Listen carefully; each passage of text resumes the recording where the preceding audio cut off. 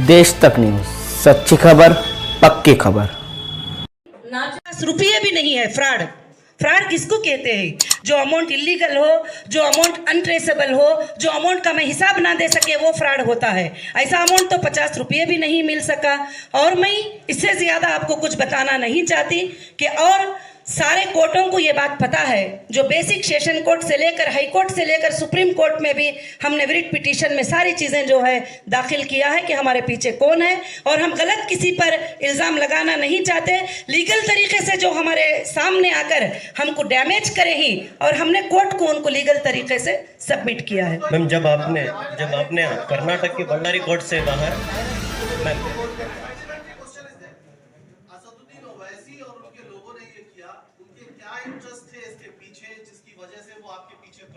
देखिए, इंटरेस्ट तो आप देखते हैं कि जैसे हमारी टौली चौकी की लैंड है, जो बहुत बड़ी एक लैंड है, उसके ऊपर मैं अरेस्ट होने के बाद, ईडी के अटैचमेंट के बाद उस पर बड़े बड़े बिल्डिंग कंस्ट्रक्शन हो गए। क्यों? उनके ही एरिया में हुए। बाकी मेरे प्रॉपर्टीज बंजारा हिल में है, बाकी मेरे हाफिजेस बंजारा हिल्स में है, बाकी मेरे प्रॉपर्टीज कुकटपल्ली में है, बाकी मेरे प्रॉपर्टीज हर जगह ही। वहां पर कोई हिम्मत नहीं कर सके डोर के तरफ नजर भी उठाने की, मगर उनके एरिया में जो है वहां पर मेरे घरों में घुसे। और जैसे एचएस रेसिडेंसी है और बहुत सारे जगह पर वहां पर मेरे चीजों पर जुल्म के साथ जो है उस पर प्रॉपर्टीज पर कंस्ट्रक्शन किया गया, बहुत सारे जुल्म हुए। और मैं जो अंदर जो तकलीफ पहुंची है वो मैं आपके सामने खुलकर नहीं बता सकती। जो उतनी तकलीफ मुझे 2012 से लेकर 2018 तक जो दिए, और 2018 से 2021 तक जो तकलीफ को मैं फेस की हूँ, वो सिर्फ मेरा अल्लाह जानता है और मैं जानती हूँ। और आप समझ सकते हैं कि एक औरत पर इतना बड़ा प्रेशर होगा तो उसके लिए कैसी तकलीफ होगी। जी, मुझे देखो, उनके पीछे मैंने कभी नहीं सोचा था कि वो मेरे पीछे होंगे, मगर उनके लीगल एफआईआर, उनका साइन, उनके डॉक्यूमेंट्स, उनके परफेक्ट चीजें देख करके, जैसे एफआईआर में कहते हैं इनको चेक करो, ये कंपनी ऐसी है, ये फ्रॉड है, फलाना है, फलाना है। अब जहां एफआईआर कराते हैं वो सारे एरियाज में उनके लोग होते हैं, और वहां पर मुझे गलत बातें जो बैठकर यूट्यूब पे बदनाम करते हैं वो लोग भी उनके लोग हैं। तो जब मैं फाइनल यही करूंगी, जो मेरे सामने नहीं आए, मैं उन पर किसी पर भी इल्जाम लगाना नहीं चाहती। मैडम, जिसका नाम आप लेना नहीं चाहते हैं, उन्होंने हीरा गोल्ड एसोसिएशन से रिजाइन कर चुके हैं। जी, हीरा गोल्ड विक्टिम एसोसिएशन जो बनाए थे, सदर थे, उन्होंने रिजाइन कर दिया, कर चुके हैं। तो आपसे कुछ बातचीत हुई थी क्या? कुछ जी, मुझे कुछ भी मेरे से बातचीत नहीं हुई, और कौन रिजाइन किए ही, कौन विक्टिम एसोसिएशन, मुझे पता भी नहीं। क्योंकि विक्टिम एसोसिएशन रखने का परमिशन कौन सी एजेंसी से मिला है?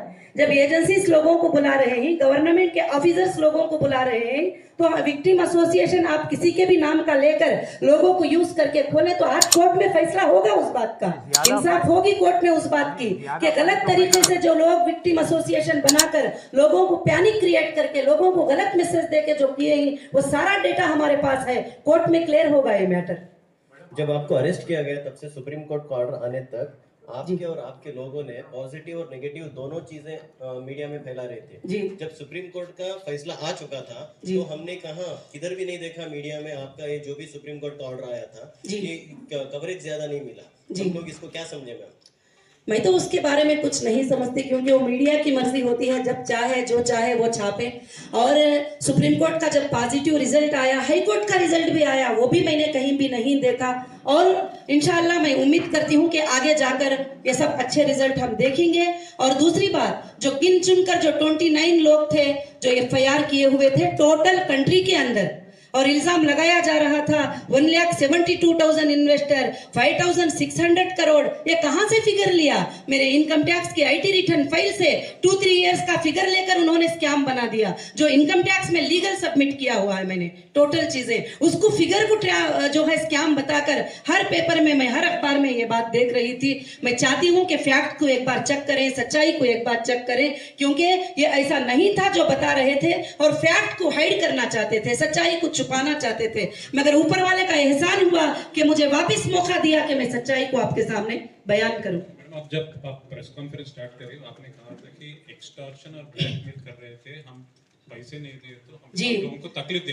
देखिए, पिछले दिनों में काफी हमें ट्रेनिंग कॉल्स आए थे। नहीं, आपकी बात नहीं जी, जब आप नहीं, मैं आने के बाद में मैं किसी का कॉल भी रिसीव नहीं किया, मैंने किसी से। जी, आप अरेस्ट होने के पहले जी आप प्रेस कॉन्फ्रेंस अभी स्टार्ट किए थे, आपने कहा था कि आपको बहुत सारे ब्लैकमेलिंग एक्सटॉर्शनिस्ट जी बहुत सारे किए थे, तो डिमांड कर रहे थे, कौन थे वो? जो एफआईआर कराए थे वही थे, जो 2012 से मुझे सता रहे थे उनके ही ईमेल्स थे। नाम बोलिए, और जो नाम है जो भी ग्रुप था वो ओवैसी साहब के तरफ से ही वो ग्रुप था जो मुझे सता रहा था, और हमेशा ट्रेडिंग कॉल्स करते थे, हमें बिजनेस करने नहीं देते थे। हमारे शोरूमों में जाने के वक्त में वहां पर कुछ इस तरीके के लोग आके खड़े हो जाते थे जो हमेशा परेशान करते थे हमारे लेडीज को, हमारे स्टाफ को। हमने कंप्लेंट भी किया बंजारा हिल पुलिस स्टेशन में, हमने कंप्लेंट भी किया हिमायत नगर पुलिस स्टेशन में, हमने कंप्लेंट किया, मगर वो कंप्लेंट पे कोई भी असर नहीं होता। 10 डेज में उनको क्लियर शीट मिल जाती है, ना इन्वेस्टिगेशन होता, ना उनको अरेस्ट किया जाता। तो फिर हमने छोड़ दिए और कोर्ट को जो है परफेक्टली कोर्ट में जो है वो चीज को ये करना शुरू किए।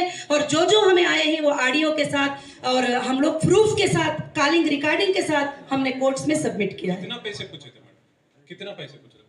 ब्लैकमेल कर रहे थे, एक्सटॉर्शन के बात कर रहे हैं, कितने पैसे पूछे? देखिए कितने पैसे करके बोले नहीं, कभी 20 करोड़ डिमांड किए, कभी 50 करोड़ के डिमांड किए, कभी बोले ये लैंड हमारे को दे दो, और कभी बोले ये मीटिंग कर लो। बहुत सारे चीजें हैं जो मैंने सबमिट किया है कोर्ट में total. Madam, how it all started with Asaduddin Owaisi, आपका रिफ्ट कैसा चालू हुआ and what exactly is the problem? मुझे नहीं पता कि वो कैसे स्टार्ट हुआ, एकदम अचानक 2012 में मुझे सीसीएस ने बुलाया और कहा कि ओवैसी साहब ने डायरेक्टली आपके ऊपर एफआईआर किया है, कोई और नहीं, डायरेक्टली एफआईआर किया है। तो मैंने कहा कि वो तो हमारे इन्वेस्टर नहीं है और उनको मैं कुछ देना लेना भी नहीं है और उनका कुछ भी नहीं है, तो क्यों एफआईआर किया है मुझे तो नहीं पता।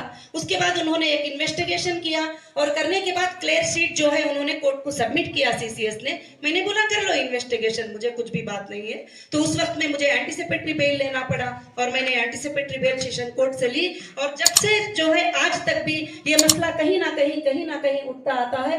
मगर मैं कभी भी गलत कमिटमेंट करने वाले नहीं हूँ और कभी भी सेटलमेंटों के लिए कबूल करने वाली नहीं हूँ। मैं इंशाल्लाह लीगल फाइट करने वाली हूँ, मैं लीगल फाइट करके कोर्ट से मैं इंसाफ लेके रहूंगी। Madam, are you going to Kukatpally police station every Monday? जी हेलो, बिल्कुल, एवरी मंडे मैं कुकटपल्ली पुलिस स्टेशन जा रही हूँ और मैं साइन कर रही हूँ। इंटरनेशनल वुमेन का अवार्ड मिला है। जी देखिए, अभी मैं कंपनी की मीटिंग रखी हूँ, तो इसमें आप जो भी हमारे कंपनी के ताल्लुक से हैं उसके सवाल कर सकते हैं।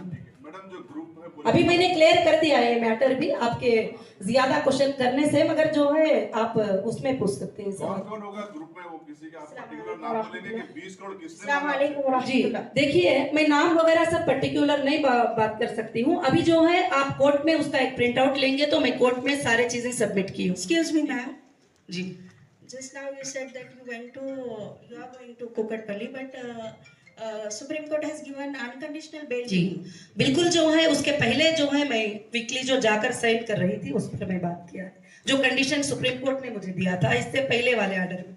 अभी इस बार के ऑर्डर का मैं नहीं कर रही हूँ बात। जो बताया कि ये एक्सटॉर्शन के कॉल और ये सारी चीजें आई और ओवैसी और उनके किया आपको, इसके पीछे क्या एक्सटॉर्शन ही ओनली मोटिव है या कोई पॉलिटिकल मोटिव भी था? पॉलिटिकल मोटिव भी है, क्योंकि उनको कभी कभी ऐसा वो इनसिक्योर फील करते हैं कि एक मुस्लिम महिला इतने आगे कैसे बढ़ सकती है, एक मुस्लिम महिला बिजनेस में इतना आगे कैसे जा सकती है, एक बुर्का पहनकर एक औरत ऐसे कैसे आगे बढ़ सकती है, जबकि कुछ लोगों की सोच ऐसी है कि औरत आगे नहीं आ सकती, औरत स्टेज पे नहीं आ सकती, औरत अपना काम नहीं कर सकती, सिर्फ मर्द ही काम कर सकते हैं।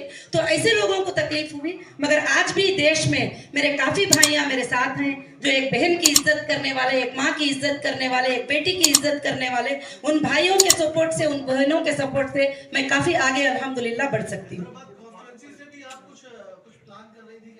Madam, will you revive your party, political party? जी, आपका पॉलिटिकल पार्टी रिवाइव करेंगे आप? अभी मैंने पॉलिटिकल पार्टी के बारे में, अभी कोई इलेक्शन सामने नहीं है तो मैंने कुछ डिसीजन नहीं लिया है।